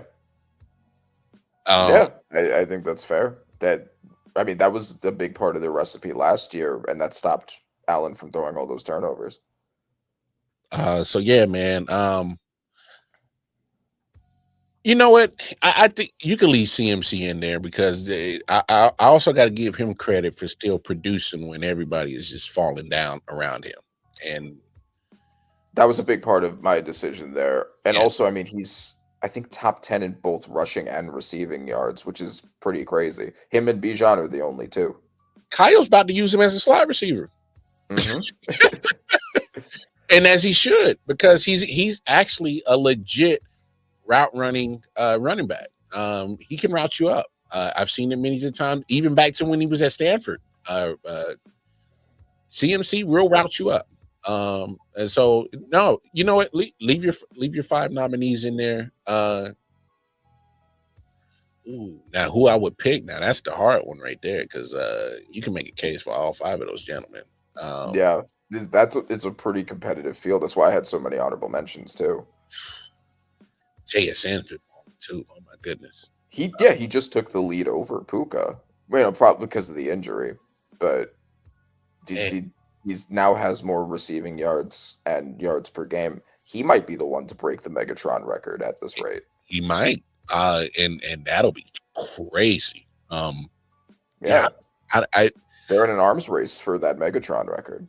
Hey, I'll be honest. I don't know if I can pick one.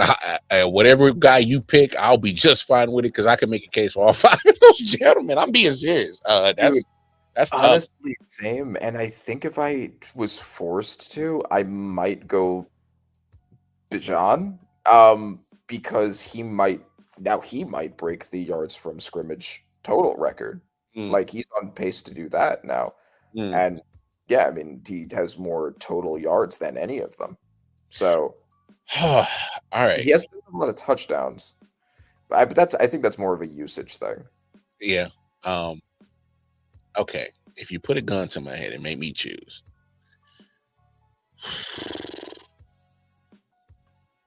it may sound crazy. I might have to go with CMC, man. Okay. It's hard. It's hard not to give respect to a guy who's literally keeping a team together, and everybody's just falling around him. Yeah. I can't. And they got no business being 4-2, man. Yeah, that is very much CMC doing that. Yeah, they got no business being 4-2. And I just think because you know what it is, what he has to do, not I'll just come up and play. No, he has to put up these numbers. Ain't nobody else. Ain't nobody else good enough to keep the offense flowing right now. They all on IR or on the way back. And at this point, I don't even think they're going to get Brandon Ayuk back this season. So, Yeah. um, Okay. I think yeah, that's very fair. I'm comfortable with CMC on that one. Okay. Defensive player of the year. I also had a bunch of honorable mentions here, but Nick Bonito, We Ryan Burns, Oh. Aiden Hutchinson, Mm. Isaiah Rogers, Oh. and Devin Lloyd, Oh. whose name I'm sure still haunts you to this day. Oh my gosh. Godly. Yeah, Devin Lloyd's been balling. He just caught a little injury. He might be out a couple of weeks. Yeah. Isaiah Rogers been probably one of the better corners this year for sure. Yes, he's been graded the best, and I mean that game that he had Against I think PFF graded as like among the greatest individual games any player has ever played.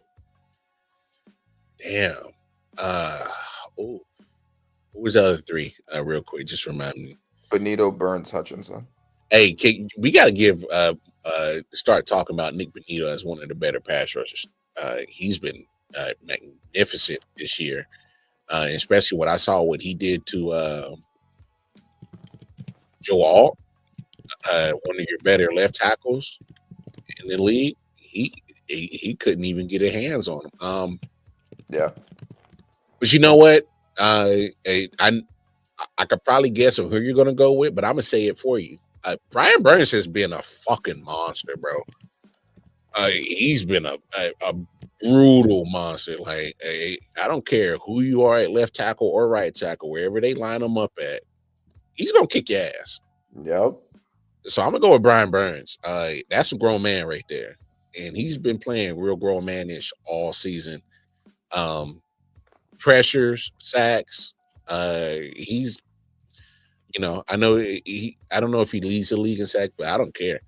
The guy's impact on, and I don't know if you agree with this, but for me, I think he's the one that's pretty much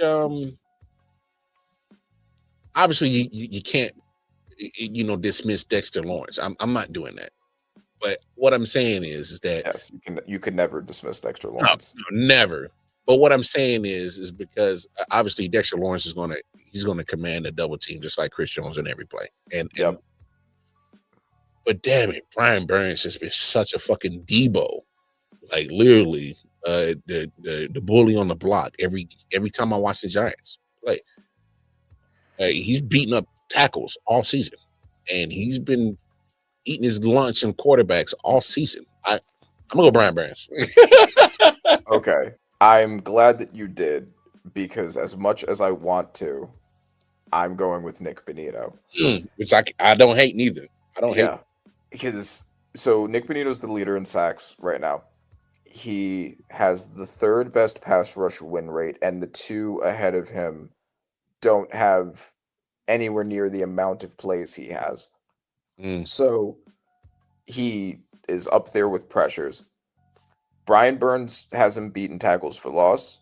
Brian Burns has him beat in pass. He has 3 pass deflections as well.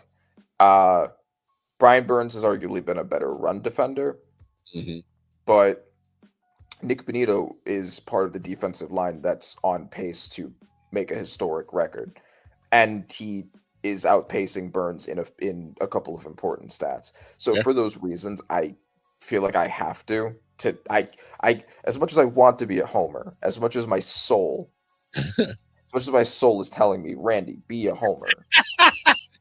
I gotta at this moment go with Bonito. If you had asked me last week, I might have gone with Burns. But now that Bonito has overtaken him in the sacks, it was against the Jets, but still.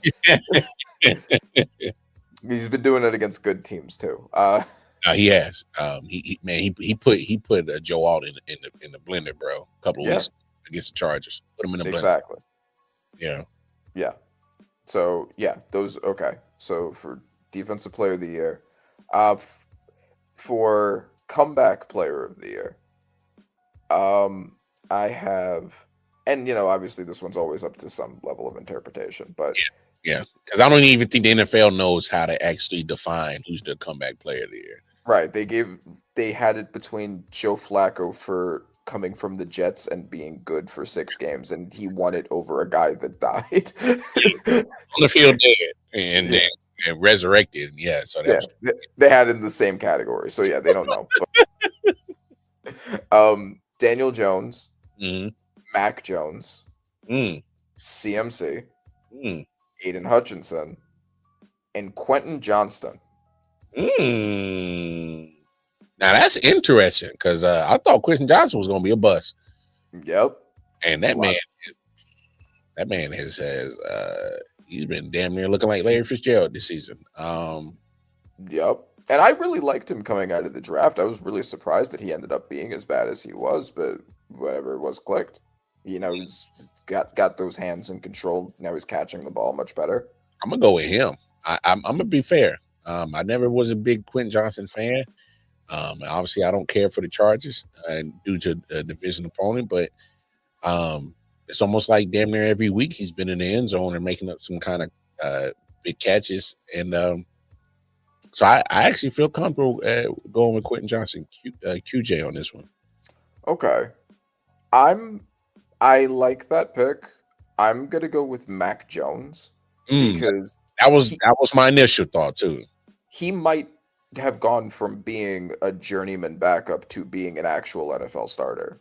And I feel like that transition is a pretty big one. Like, granted, it's, nobody ever gives credit to anybody in the Shanahan system, but yeah, you were brought in to not expected to see the field, and then the guy in front of you went out. You outperformed him, and now have a 4-2 record with an entirely injured team.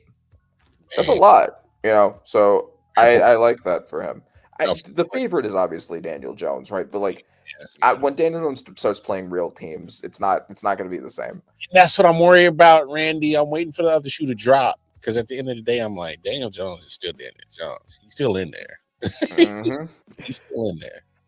I'm waiting for the opportunity to prove some people wrong. They're like, all right, I tried to tell you that at some point the clock was gonna strike midnight, bro. Like, but hey, what do I know? Yeah. When he's not playing a 1 or 2 win team or a backup quarterback, we'll see what happens. I also, some honorable mentions. Just this one, I think is just kind of interesting for like what it means to be a comeback player. Joey Bosa, I thought about. Carson Wentz, I thought about. Darren Waller, coming back from being a rapper, but he didn't have enough games. And Isaiah Pacheco, fighting for his job back, I did consider. Yeah. And playing well. Better too, he is. Yeah. So this one's my fun award. It's the opposite of the MVP. It's the LVP, also known as the Kadarius Toney Award. For the worst starting player in the NFL. The one who has actively cost their team games. And I have 5 names. Joe Flacco, Jake Browning, Geno Smith, A.D. Mitchell, and Amari DeMercado. Ooh. Can I I would have put 2 his old punk ass in that category too, but he was an honorable mention. The only reason I didn't was because the other 3 quarterbacks have negative touchdown interception ratios and he doesn't. But yeah, I definitely thought about him. Oh man. I gotta go Geno. Geno's look so terrible, bro. He look bad. Like he's looking like he's back to New York Jet Geno. Like, what is this? Yeah. Bad decisions. So, which I'll take because he's a Raider and I hate the Raiders. So I hope he dog shit out of them on Sunday. And I hope we get a lot of turnovers from his punk ass. So okay. Yeah, I think that's totally fair. I'm gonna go with Amari DeMercado That was because he cost his team 2 different games. It's not even just the game against the Titans, which was bad enough, where he just dropped the ball for no reason and led to that entire series of unfortunate events. But there was also the San Fran game where he had the fumble that cost them that game. So it's tough. They all suck, but yeah, that's the one that I'm going with. I almost wanted to name this the Evan Neal Award, but Evan Neal's just been, he's I don't know, been in Cancun somewhere, like he hasn't been a problem for me anymore, I guess. That is wild. Yes. I don't know. Maybe we could set up a poll and people can vote on the name. But right now, it's landed as the Kadarius Toney. It's a play on words too. All right, last one. MVP for protector of the year. I don't know.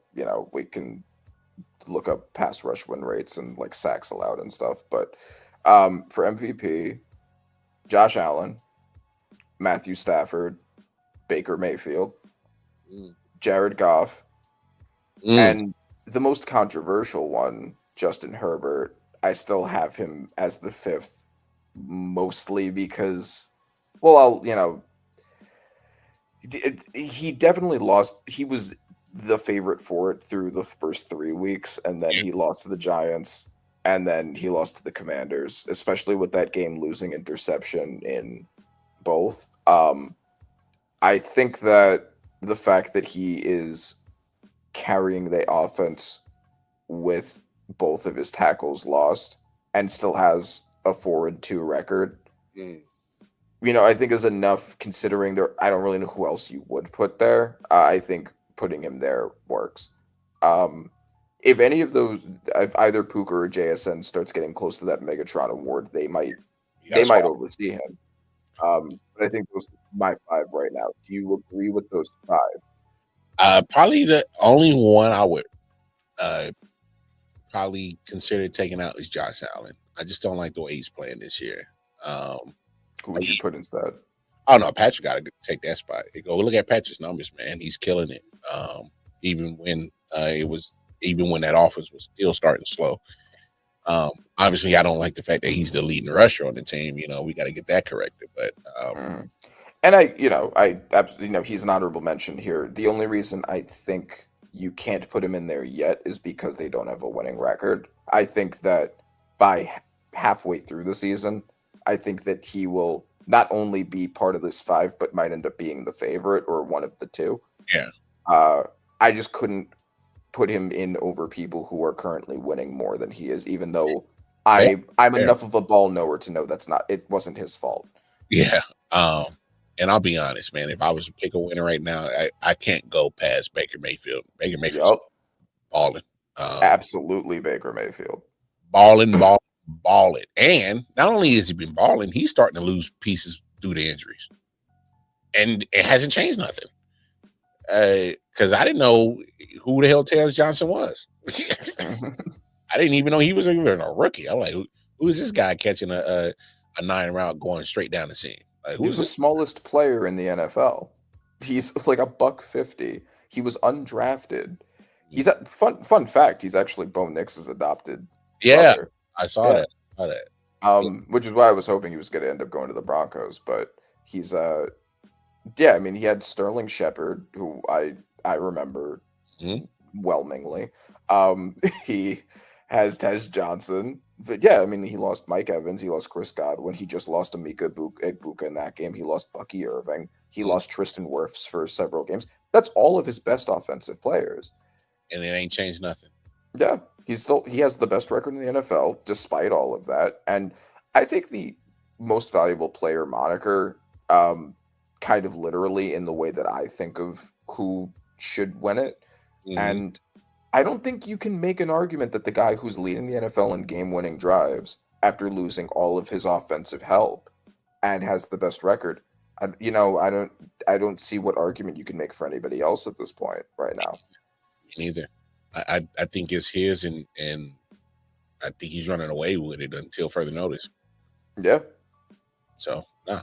Good stuff, Randy, man. As always, man, appreciate you. Man, a great show tonight. Y'all know where to find Randy if you need some audio needs. Panther on Acid on Instagram. Y'all know where to find me. Going over to my Twitter page, KC Wildcard Mar on Twitter. But most importantly, make sure you please like, share, and subscribe to I.O.W Sports Network, the content that we drop. Hit that bell notification. It'll let you know every time we go live or drop some content of any sports topic or anything that we just feel like talking about. So on behalf of the homie Randy, hey, man, we appreciate y'all. Y'all know what it is. Make sure y'all bring your asses back here tomorrow night for the last show of the week. Hey, you know what it is. Hey, man, take care of yourselves. Take care of each other.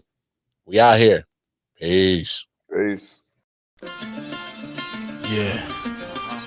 Silent Hill TD, yes, what's up? Yeah, come on. I.O.W Sports Network, late night edition. Let's go. Come on. We about to raise the bar. Wild card Mar. Everybody grab a seat, cause you know we about to spark. Late night sports talk. Modelo cigar. Man, you don't wanna start. Wild card Mar.